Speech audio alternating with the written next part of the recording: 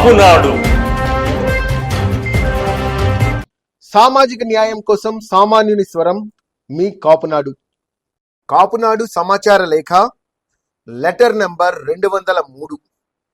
కూటమిపై దుమ్ము. ఆంధ్రప్రదేశ్లో మోడీ, చంద్రబాబు, పవన్ కళ్యాణ్ల ప్రభుత్వం ఏర్పడి నిండా ఒక మండలం కూడా పూర్తి కాలేదు. అలాగే గత ప్రభుత్వం చేసిన అవకతవకలు, అరాచక పాలన మరకలు ఇట్టే సరిచేసేంత చిన్నవి కూడా కానే కావు.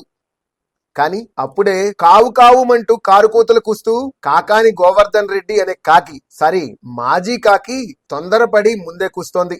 ఆయన ఏం చెప్తున్నాడంటే అధికారం చేతిలో ఉందని చంద్రబాబు విర్రవీగుతున్నాడని, చంద్రబాబు ప్రభుత్వ మోసాలను ప్రజలు గమనిస్తున్నారని, అన్యాయంగా జగన్ లాంటి మహాత్ముడిపై కేసులు పెడుతున్నారని వాపోయాడు.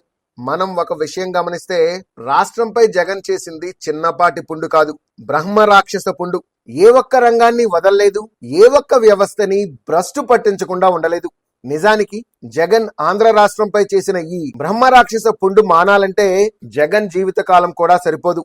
కానీ నేడు నిబద్ధతకి నిలువుటద్దంలా మంచికి మానవత్వానికి ప్రతీకగా నిలిచే పవన్ కళ్యాణ్ ఒకవైపు, అపర చాణక్యుడిగా, రాజకీయ దురంధరుడిగా ప్రపంచం కీర్తించిన చంద్రబాబు ఇంకోవైపు, వీరిద్దరికీ అండగా కేంద్రం నుండి మోడీ మరోవైపు, త్రిమూర్తుల్లా రాష్ట్రాన్ని అభివృద్ధి పదంలో నడిపించేందుకు కూటమి ప్రభుత్వాన్ని నడిపిస్తున్నారు.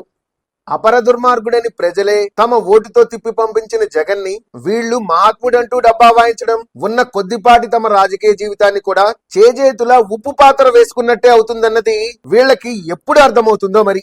ఇలా కొత్త ప్రభుత్వంపై విసురులు విమర్శలు చేయడం కొత్త కాకపోవచ్చు గాని వీళ్లకి ఇప్పుడు బాకా పత్రికలు కూడా తోడయ్యాయి.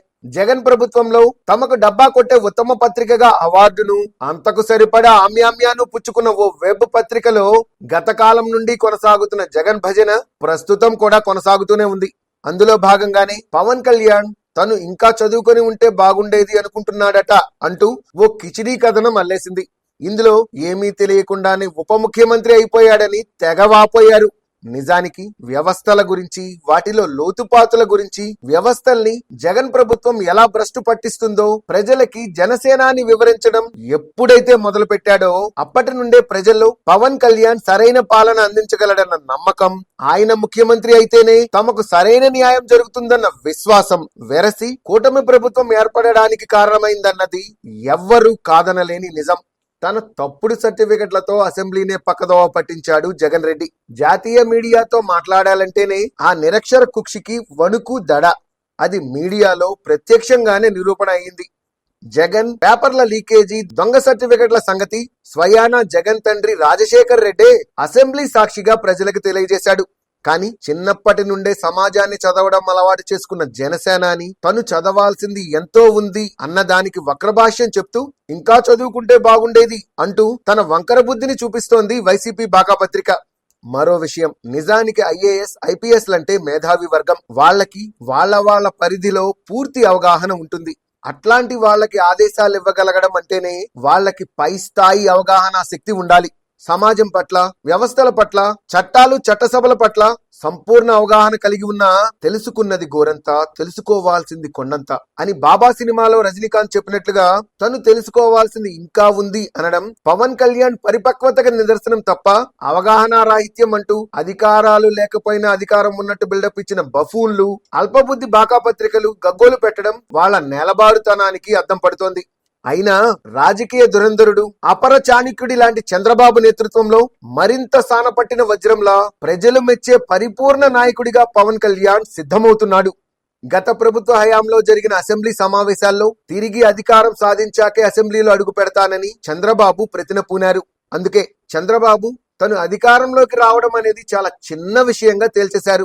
అగ్నికి ఆజ్యం పోసినట్టు వాయువేగంతో వారాహి అమ్మవారిని ఆసరాగా చేసుకుని పవన్ కళ్యాణ్ ముందుకు రావడం, వీరికి తోడు ప్రపంచ దేశాల అభిమాన నాయకుడు నరేంద్ర మోడీ తోడవడంతో ఆంధ్ర రాష్ట్ర రాజకీయ ముఖ చిత్రం ఇప్పుడు త్వరితగతిన గాడిన పడనున్నది.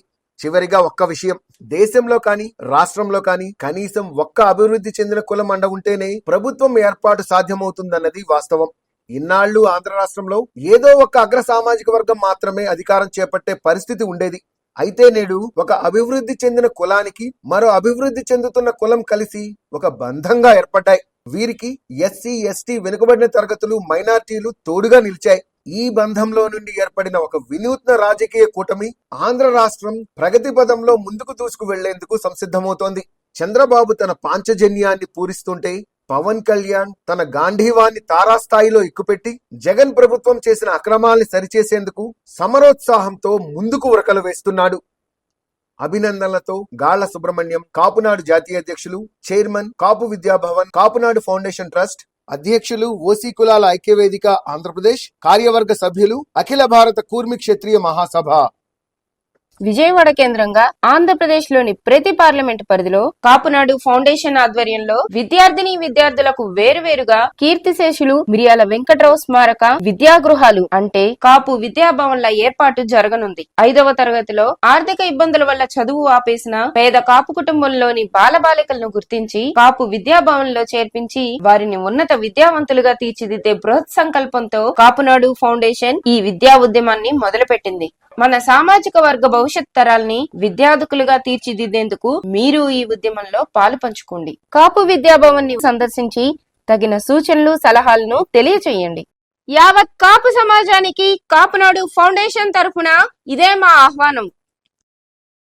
సమాచారం, సహకారం అన్న నినాదంతో కాపు సమాజ అభివృద్ధిలో మీరు భాగస్వాములు కండి. కాపునాడులో సభ్యులుగా చేరండి, చేర్పించండి. Please visit www.kapunaduindia.com. Read Kapunadu Monthly Magazine.